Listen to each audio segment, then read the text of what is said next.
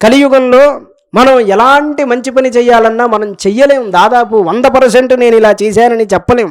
మీరు యాగం చేయడానికి నెయ్యి పట్టుకొస్తున్నారు, హోమాలు చేయడానికి నెయ్యి తెస్తున్నారు. ఆ నెయ్యి ఆవు నెయ్యో తెలియదు, ఇంకో దాని నెయ్యో తెలియదు. వాడు షాపు వాడిస్తే మనం తెస్తాం. నేను ఎవరిని విమర్శ చేయట్లేదు, చెబుతున్నా.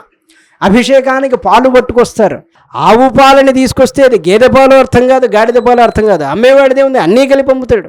ఆ ప్యాకెట్ పాలు తీసుకొచ్చి మనం నమస్సోమాడచ రుద్రాడచ అని శివలింగం మీద పోసి 100 కోరికలు కోరుకుంటాం. అందుచేత ఎప్పుడైనా సరే ఒక పూజ చేయాలన్నా కూడా కలియుగంలో సంపూర్ణమైనటువంటి పరిస్థితులు, అనుకూలమైన పరిస్థితులు ఉండవు. ఇక మనకి దిక్కేది? మనం అందరం కోరికలు నెరవేరాలనుకుంటాం, చక్కగా బతకాలి అని అనుకుంటాం. ఆ సందర్భంలో చెప్పిన మాట, నామస్మరణాదన్యోపాయం నహి పశ్యామో భవతరణే రామహరే కృష్ణహరే తవ నామ వదామి సదానృహరే. ఓజీ, కలియుగంలో నువ్వేది చేయలేవు కనుక నీకు ఒక్కటే గుర్తు, నామస్మరణం చెయ్యి. గంటలు ఆసన సిద్ధిని పొందిన ఋషులలాగా టీవీల ముందు కూర్చోగలుగుతారు సీరియళ్ళు వచ్చేటప్పుడు. ఆసన సిద్ధి అంటే 4 గంటలు కదలకుండా కూర్చుంటే వాడిని ఆసన సిద్ధుడు అంటారు. 4 గంటలు కాకపోతే సీరియళ్ళు వస్తే 40 గంటలు కూర్చుంటాం. మగరాయుళ్ళు అయితే పేక ముందు కూర్చుంటే 4-5 గంటలు గడిచిపోతాయి. ఇవన్నీ తప్పు అని నేను అనడం లేదు, ఎవరి జీవితాలు వాళ్ళవి. కానీ 24 గంటల జీవితంలో 10 నిమిషాలు రామనామస్మరణం కేటాయించడానికి ఏమైంది? నామస్మరణ చేయడం చేతనే జీవుడు ఈ యుగంలో తరిస్తాడు. వీడింకే పుణ్యం చేయడానికి ఏమోయేను? భూదానం చేయగలుగుతారా? అందరూ గోదానం చేయగలుగుతారా? బంగారాలు ఇవ్వగలుగుతారా? రోజు ఇంటికి వచ్చిన వాడికి ఇంత అన్నం పెట్టగలుగుతారా? రోజు వస్తే పోరా అంటారు. పరిస్థితి అలా ఉంది. మరి కనీసం తర్వాత జన్మకి ఏమని ఆలోచన చేస్తున్నారు? రేపటి రోజుని ఉద్దేశించి మనం డబ్బుని దాచుకుంటున్నామే, మరి రేపటి జన్మని ఉద్దేశించి మనం పుణ్యం ఎందుకు దాచుకోం?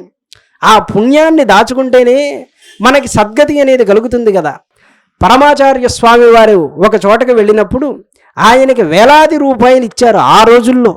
ఇస్తే పరమాచార్య స్వామి వారు అన్నారు, నడిచే దేవుడు చంద్రశేఖరేంద్ర సరస్వతి స్వామి వారు చెప్పారు, భక్తులారా చాలా సంతోషం, మీరు నా దగ్గరికి వేలాది రూపాయలు తీసుకొచ్చి ఇస్తున్నారు. కానీ నేను ఒక సన్యాసిని, నా జోలెలో మీరు ఒక భిక్ష వేస్తానంటే నేను అడుగుతున్నాను, మీ జీవితంలో 10 నిమిషాలు నేను గురువు గారికి ఇస్తున్నానని నాకు భిక్ష వేయండి.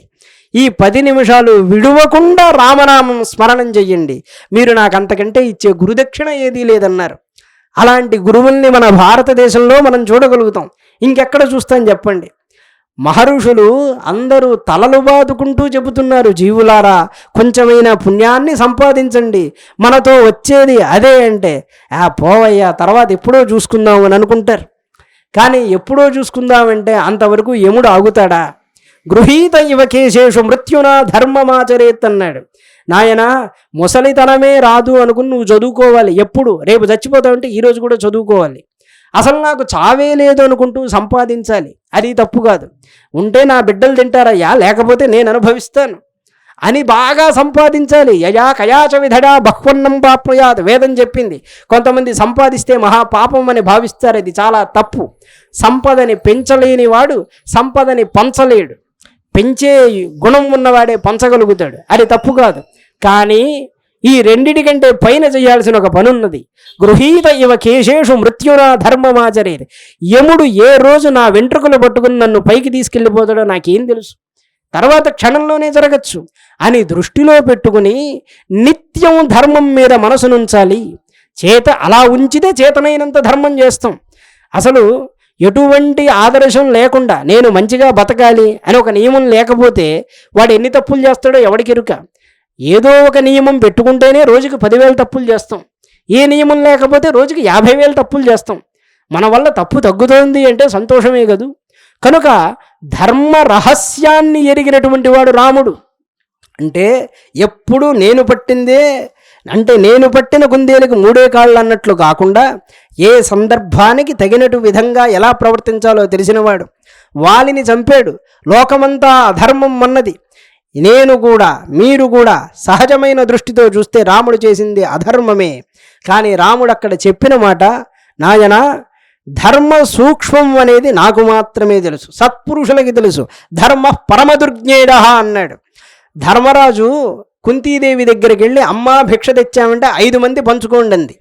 అనగానే ధర్మరాజు ఏం చేశాడు, ఒరే అమ్మ భిక్ష 5 మందిని పంచుకోమంది, మనం ఈరోజు ద్రౌపదిని తెచ్చాంరా, 5 మందిని మనం పంచుకుందాం, 5 మంది ద్రౌపదిని పంచుకుందాం అన్నాడు. అంటే ఆ సందర్భంలో ధర్మరాజు ఒక మాట అంటాడు, ధర్మం అనేది చాలా సూక్ష్మమైనది నాయన, అది మహాత్ముల యొక్క మనస్సులో మాత్రమే తెలుస్తూ ఉంటుందన్నాడు.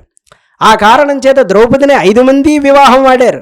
వ్యాసుడు తర్వాత చెప్పాడు, పాండవులందరూ పూర్వజన్మలో 5 మంది ఇంద్రులు రా నాయన, ద్రౌపది సాక్షాత్తు స్వర్గలక్ష్మి, ఆ స్వర్గంలో ఉండే లక్ష్మిడే ఈ రూపంలో వచ్చింది కనుక 5 మంది ఇంద్రులకు ఆ స్వర్గలక్ష్మి మీద హక్కు ఉన్నది కనుక అది మానవ రూపంలో ఇలా కనబడుతోంది తప్ప ఇది సహజమైనటువంటి వివాహంగా భావించొద్దని వ్యాసుడు ధర్మ సూక్ష్మం తీర్పు చెప్పాడు.